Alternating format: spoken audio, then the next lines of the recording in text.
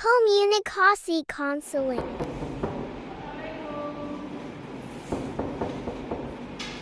Waalaikumsalam. Silakan masuk.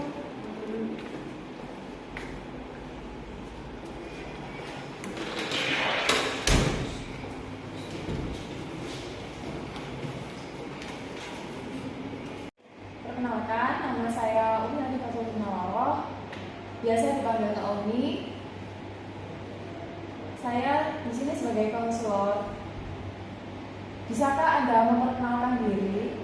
Baik Kak, nama saya Dea Pratiwi, biasa juga dipanggil Kak Dea, tapi lebih akrab panggil nama saya saja Dea. Baik. Apakah Dea sudah paham apa itu konseling? Belum Kak. Baik, saya akan menjelaskan sekilas apa itu konseling. Konseling itu treatment atau cara yang membantu klien untuk menyelesaikan masalah. Di dalam konseling terdapat asas-asas.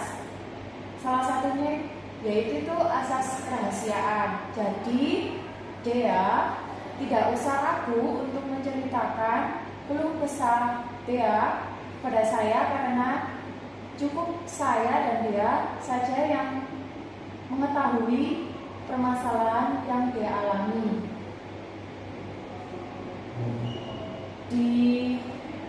Selain itu, saya ingin membuat perjanjian. Saya akan melakukan konseling dengan waktu 10-15 menit. Apakah Dea setuju? Baik Kak, setuju. Alhamdulillah.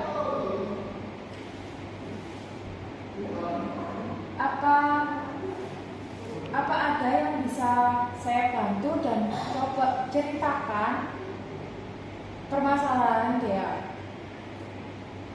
Baik Kak, jadi begini Kak, saya merasa kalau saya tidak bisa membagi antara waktu belajar dengan kegiatan saya sehari-hari. Oh iya, tentu bisa. Apa tujuan Dea datang ke sini? Tujuan saya datang kemari untuk berkonsultasi sama Kak Umi. Apakah Kak Umi berkenan meluangkan waktunya untuk saya? Oh iya, tentu bisa. Sekarang coba ceritakan apa masalah Dea. Jadi begini Kak, saya tuh selalu merasa tidak bisa membagi antara waktu saya untuk belajar, di mana waktu saya untuk kegiatan sehari-hari. Saya itu tidak bisa gitu untuk membagi waktu yang seperti itu. Susahnya yang seperti apa Dea? Ya, tugas saya itu seringkali menumpuk Kak. Waktu untuk istirahat pun seperti tidak ada. Saya sering mengeluh capek. Saya juga sering mengeluh tidak sanggup untuk karena kecapean ini Kak. Capek yang bagaimana menurut Dea? Ya, saya tuh sering merasa pegel-pegel Kak. Sehabis dari kampus pasti saya ada saja yang saya lakukan, seperti disuruh orang tua saya melakukan bersih-bersih rumah dan lain-lain. Berarti kamu merasa lelah dengan aktivitas yang telah kamu lakukan sehari-hari? Iya Kak, tapi tidak setiap hari juga, hanya di waktu tertentu saja Kak. Seperti waktu banyak tugas, apalagi saya tidak mengetahui banyak tentang sistem pembelajaran yang saat ini dipelajari di kelas saya. Sepertinya kamu resah dengan sistem pembelajaran di kelas. Memangnya bagaimana belajar di kelas yang diterapkan di kampus kamu? Ya, kadang-kadang saya mengantuk Kak di saat waktu pelajaran. Terus setelah itu karena saya mengantuk itu akibatnya saya itu terlalu capek Kak, capean. Kamu mengantuk?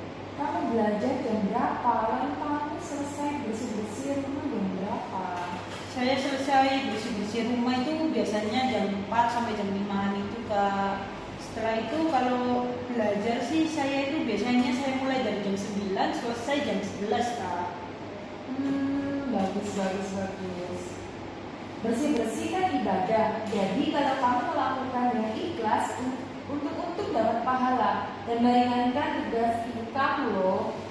Kalau jam 5 sampai jam 9 kamu itu melakukan apa? Bersantai Kak. Biasanya juga saya nonton TV, kadang juga bermain HP, terus bergurau sama adik saya Kak. Kamu merasa lebih baik dan happy bergurau dengan adik kamu. Lalu bukankah waktu jam 5 sampai jam 9 malam kamu tidak melakukan kegiatan yang membuatmu lelah? Ya lelah juga sih Kak. Kamu merasa lebih happy saat bergurau dengan adik kamu. Lalu bukankah waktu pukul 5 sampai 9 malam kamu tidak melakukan apapun, tidak melakukan aktivitas apapun yang membuat kamu lelah? Lelah juga sih Kak, meskipun hanya bermain dengan adik saya. Pada saat kamu belajar, biasanya sampai pukul jam berapa kamu belajar? Biasanya saya selesai belajar itu sekiranya pukul jam 11 malam Kak. Lalu apa yang kamu inginkan? Saya ingin dapat nilai bagus, dapat peringkat terbaik. Mungkin gaya belajar kamu yang harus dirubah. Jadi yang awalnya jam 9 sampai jam 11 kamu belajar, itu kamu ubah jadi belajarnya itu mulai jam 6 sampai jam 8. Jam 9 sampai pagi itu kamu tidur. Jadinya kamu saat di kelas itu tidak capek dan bisa berkonsentrasi saat belajar, pelajaran berlangsung.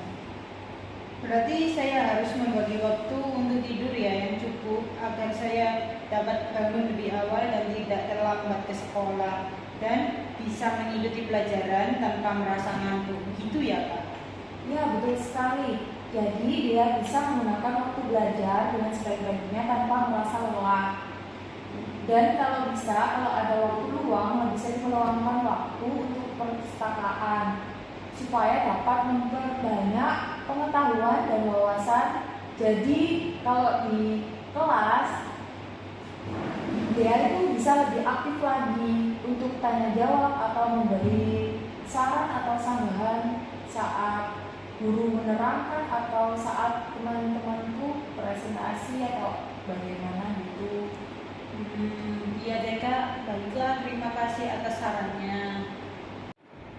Baik, jadi berdasarkan cerita dia dari awal sampai akhir tadi bisa disimpulkan dia harus bisa lebih pintar-pintar memanage waktu untuk istirahat. Jadi dia itu kalau waktunya belajar itu gak boleh malam-malam biar kalau pagi itu gak kecapean.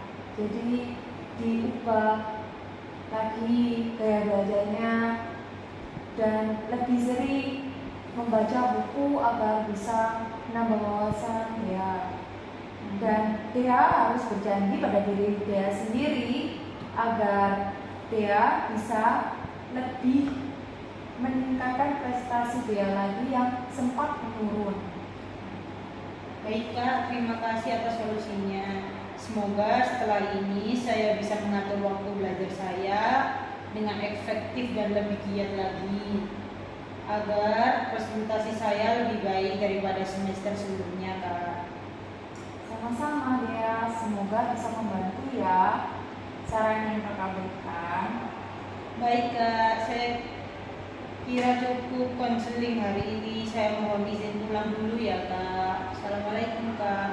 Waalaikumsalam, hati-hati di jalan ya. Terima kasih Kak.